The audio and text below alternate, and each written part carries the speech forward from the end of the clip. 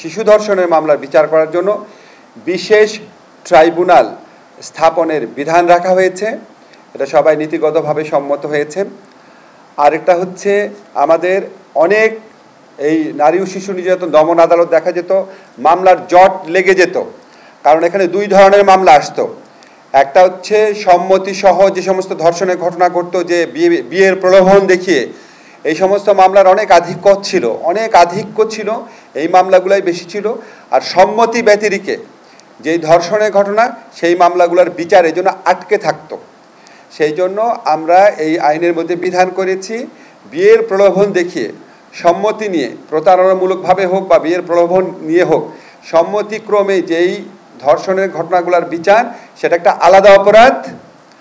আর হচ্ছে সম্মতি ব্যতিরেকে মাগুরার ক্ষেত্রে, বরগুনার ক্ষেত্রে যেই ঘটনাগুলো ঘটেছে, সেই ধর্ষণের ঘটনাগুলোর আলাদা একটা অপরাধ হিসাবে এখানে আইডেন্টিফাইড হয়েছে। এবং দ্বিতীয় শ্রেণীর যে অপরাধ বললাম, সম্মতি ব্যতিরেকে যে ধর্ষণ, সেটার ক্ষেত্রে বিচার এবং তদন্তের সময় কমানো হয়েছে। আমরা এটার উপর সর্বোচ্চ গুরুত্ব দিচ্ছি। এছাড়া আমরা ধর্ষণের মামলার ক্ষেত্রে কিছু ডেফিনেশন এনেছি।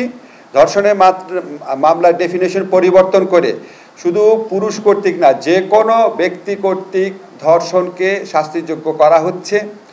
এছাড়া ধর্ষণের সংজ্ঞাটাকে ওয়াইড করা হয়েছে, বলাৎকারকে এর মধ্যে ইনক্লুড করা হয়েছে। যে কোনো, আমি খুব বিশদ বর্ণনা যাচ্ছি না আপনাদেরকে, শুধু বলতে চাচ্ছি BNWL এর মামলাতে যে ডেফিনেশনটা ছিল সেটার অনেকাংশ এখানে আনা হয়েছে।